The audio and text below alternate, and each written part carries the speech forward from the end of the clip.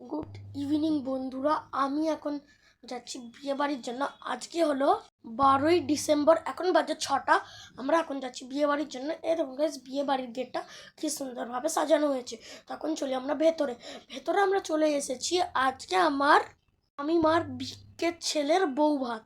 দেখুন গাইস, আজ এদেরই বিয়ে। এইটা আমার সম্পর্কে দাদা হয়। আমরা বিয়েতে গেলাম, প্রচুর আনন্দ করলাম, অনেক কিছু খেলাম আর অনেক ভালো লাগলো। তো আমরা চলে গেলাম স্টার্টারে খেতে। তো চলুন। তো আমাদেরকে প্রথমে আছে, দেখুন গাইস, পাপড়ি চাট আছে, দই বড়া আছে আর তার সাথে মোমো আছে। প্রথমে আমি নিয়ে নিলাম পাপড়ি চাটের বাটি। এই দেখুন গাইস, পাপড়ি চাটের বাটিটা আমরা নিয়ে নিয়েছি। তারপরে আমরা নিলাম দই বড়া। দই বড়াটাও খেতে অনেকই সুন্দর হয়েছে, কিন্তু দই বড়াটা আমার ভাই খায়নি, কেন আমার ভাই দই বড়া খায় না। আর তার সাথে হয়েছিল ফিশ বল আর পনির বল। তো আপনাদেরকে ফিশ বল আর পনির বলটাও দেখাই। তার সাথে হয়েছিল কফি।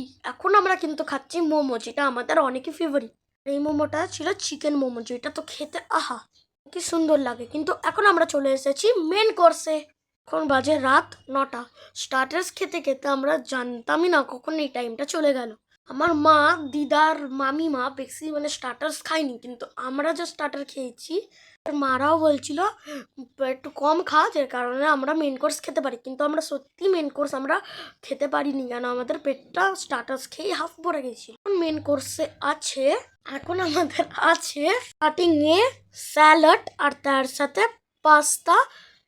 প্রথমে আছে নান আর তার সাথে আছে আলুর দম আর তার সাথে চানা মশলা আর তার সাথে ফিশ ফিঙ্গার আর তার সাথে ছিল মটন, রাইস আর চিকেন। তার সাথে ছিল পাঁপড় ভাজা, চাটনি আর তার সাথে গোলাপ জামুন আর জিলিপি। এখন আপনাদেরকে বলি ভেজ কাউন্টারে কি কি ছিল।